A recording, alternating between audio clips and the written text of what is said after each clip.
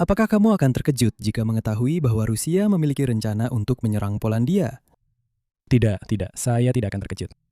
Pada titik ini, kita sudah terbiasa dengan dunia yang sedang berperang dan semua omong kosong yang menyertainya. Namun yang unik dari hari ini adalah kita sekarang memiliki rincian yang lebih spesifik tentang apa yang direncanakan Rusia dan kapan Kremlin mungkin akan memberikan perintahnya. Dan yang satu ini benar-benar luar biasa. Ini adalah bagaimana saya bisa mengatakannya dengan sopan, strategi berani yang dirancang untuk mendestabilisasi Ukraina dengan logika yang cukup menarik di baliknya. Jadi di video hari ini saya ingin membahas 5 hal. Pertama, saya akan membahas sumber laporan intelijen tersebut sebagai pengantar untuk spekulasi-spekulasi selanjutnya. Lalu saya akan memberikan detail menarik tentang apa sebenarnya isi laporan tersebut mengenai ancaman itu, ditambah beberapa komentar tentang apakah semuanya itu bisa berhasil atau tidak. Keempat, saya akan membahas sebuah teori konspirasi bahwa sebenarnya ini adalah Amerika Serikat yang sengaja membuat Polandia gagal. Dan terakhir, kita akan membahas mengapa Rusia mungkin mencoba melakukan ini sekarang. Tapi mari kita mulai dengan sumber laporan tersebut. Dan tetaplah bersama saya di sini karena kita sedang main bisik berantai. Diduga intelijen AS yang mengumpulkan bukti awalnya. Saya perlu menegaskan bahwa Amerika Serikat sebelumnya sudah tahu bahwa Rusia akan menyerang Ukraina, meskipun berbagai sekutu yang skeptis meremehkan keseriusan ancaman Putin. Pada satu titik, seolah-olah Amerika Serikat benar-benar membaca email Kremlin dan tidak ada alasan untuk berpikir bahwa hal itu telah berubah dalam beberapa tahun terakhir. Amerika Serikat kemudian menyampaikan informasi itu kepada Presiden Polandia. Seseorang dari lingkaran dalamnya yang diduga telah diberitahu soal percakapan itu, kemudian meneruskannya ke sebuah situs berita Polandia yang terkenal. Berita itu kemudian lebih ramai diberitakan di dunia berbahasa Inggris ketika platform saudaranya, The Telegraph, merilis sebuah artikel tentang topik tersebut. Ingat hal ini untuk nanti, tetapi gagasan umum tentang rencana Rusia terhadap Polandia bukanlah hal yang baru. Menteri Luar Negeri Polandia, begitu juga Perdana Menteri Donald Tusk sudah mengatakan hal-hal serupa sejak beberapa waktu lalu. Perbedaannya adalah kita memiliki detail yang lebih banyak tentang topik ini. Atau setidaknya beberapa dari kita memiliki detail yang lebih banyak tentang topik ini. Kamu bisa lihat di sini bahwa berita ini muncul di media yang condong ke kiri, tapi tidak benar-benar menyebar lebih jauh lagi. Selain itu, ada perbedaan signifikan dalam cara laporan tersebut dibingkai. Sekali lagi, ini adalah sesuatu yang perlu diingat untuk nanti.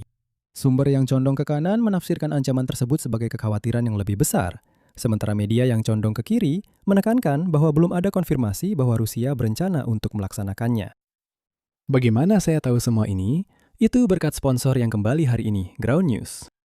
Dengan Ground News, Anda bisa mengatasi titik buta Anda dengan fitur blind spot mereka yang sangat tepat namanya, yang menyoroti berita-berita yang secara tidak seimbang diliput oleh satu sisi spektrum politik.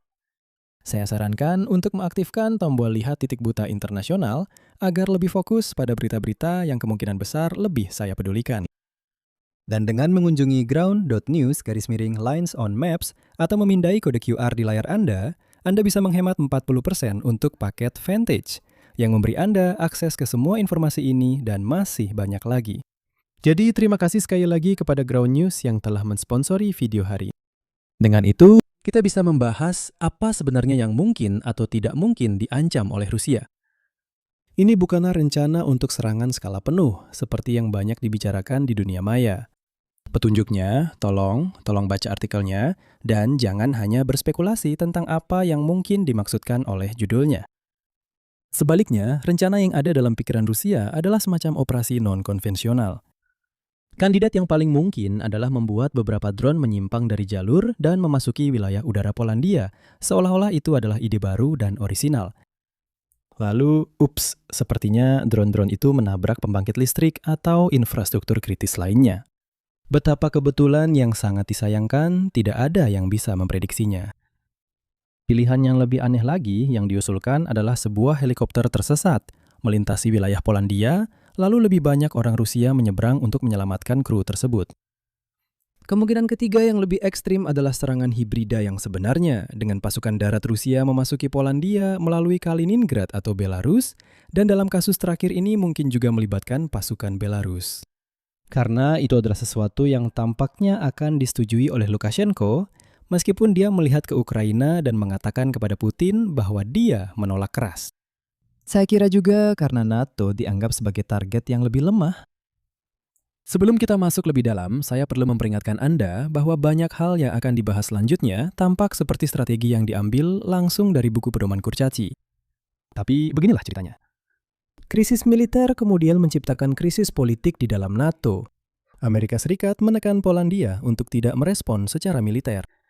Aliansi tersebut tercoreng reputasinya, terjadi perpecahan lebih lanjut di Brussel, dan bla bla bla bantuan ke Ukraina dipotong. Tunggu, apakah aku bilang Ukraina? Apa? Ya, masalahnya kamu tidak bisa begitu saja mengabaikan bagaimana Rusia mencapai tujuan akhirnya dengan strategi gilanya ini. Dan hey, mungkin memang ada sesuatu di sini.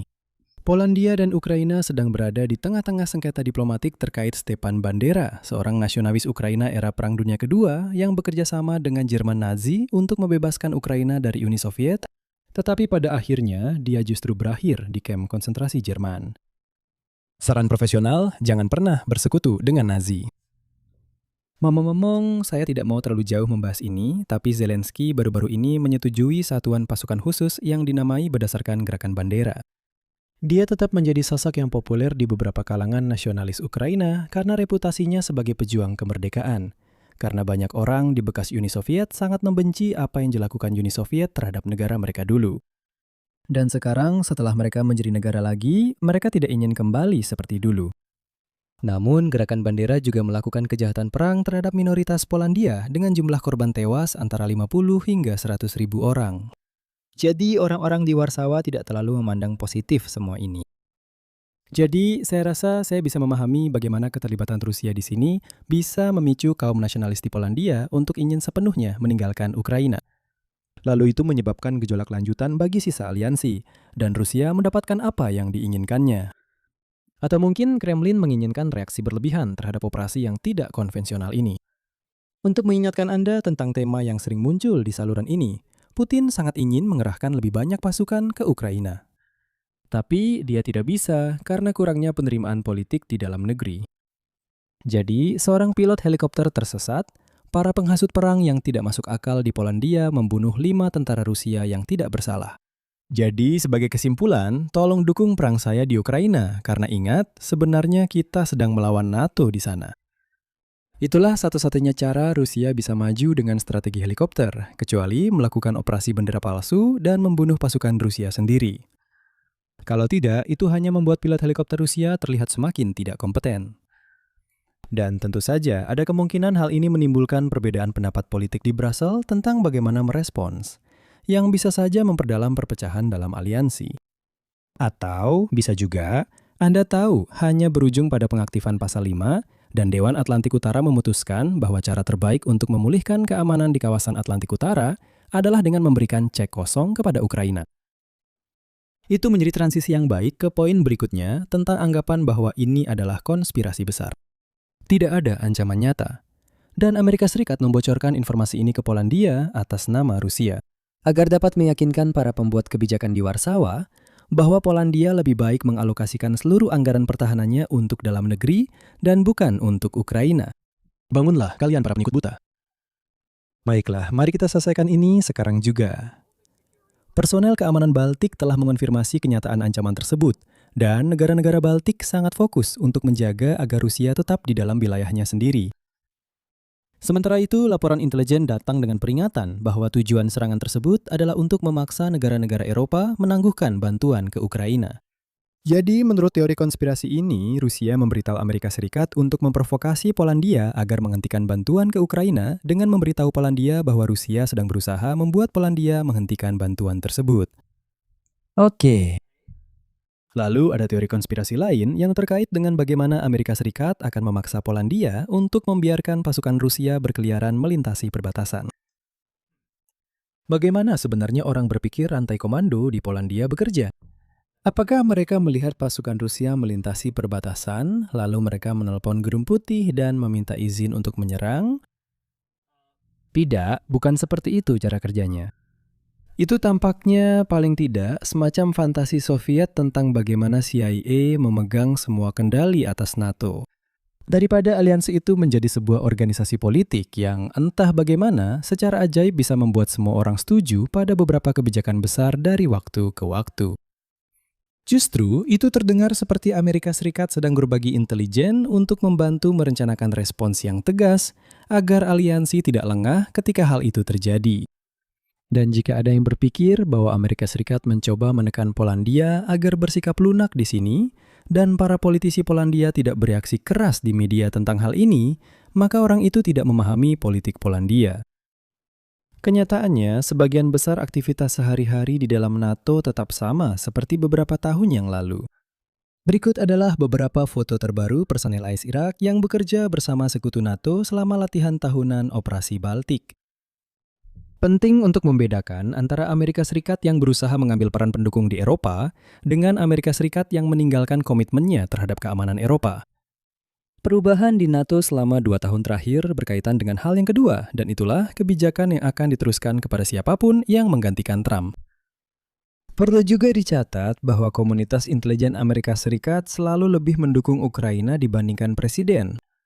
Jadi, akan menjadi sebuah konspirasi besar jika cabang eksekutif memberikan informasi palsu kepada Polandia, dan tidak ada satupun dari komunitas intelijen Amerika Serikat yang mengatakan apa-apa tentang kebohongan di dalamnya. Sebagai poin terakhir, mari kita bahas secara singkat waktu dugaan penyusupan ke Polandia ini. Saya rasa sangat menggoda untuk melihat situasi saat ini dan menyimpulkan bahwa kemampuan Rusia untuk memaksa NATO dengan cara seperti ini semakin menipis. Keunggulan taktis Rusia terletak pada produksi dan penyebaran drone. Jika Kremlin merasa ingin meninggalkan Ukraina besok dan tiba-tiba mengerahkan seluruh persediaan drone-nya untuk menyerang NATO, akan ada masa yang panjang penuh penderitaan bagi negara-negara sekutu. Namun, hal itu mulai berubah dengan program LCIX dari Komando Transformasi Sekutu mulai menguji operasi penanggulangan drone. Anda bisa melihat bagaimana ada peluang terbatas di sini bagi Rusia.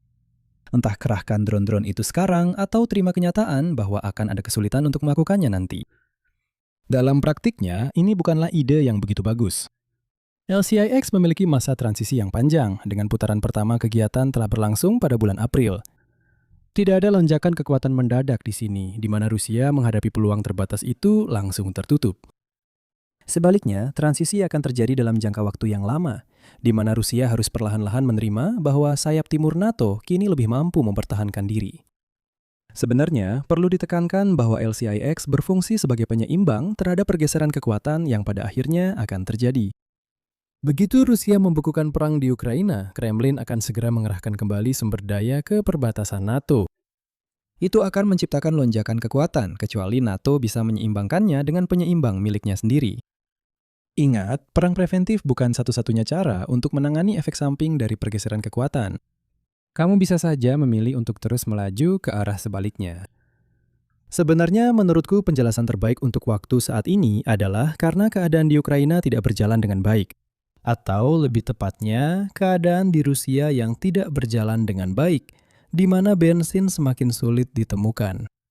Tidak perlu melakukan strategi sembrono dengan risiko tinggi dan hasil yang diperkirakan negatif, jika semuanya berjalan baik untukmu. Kamu hanya mengambil langkah nekat ketika kamu tertinggal dan bersedia mengambil risiko untuk mengejar ketertinggalan.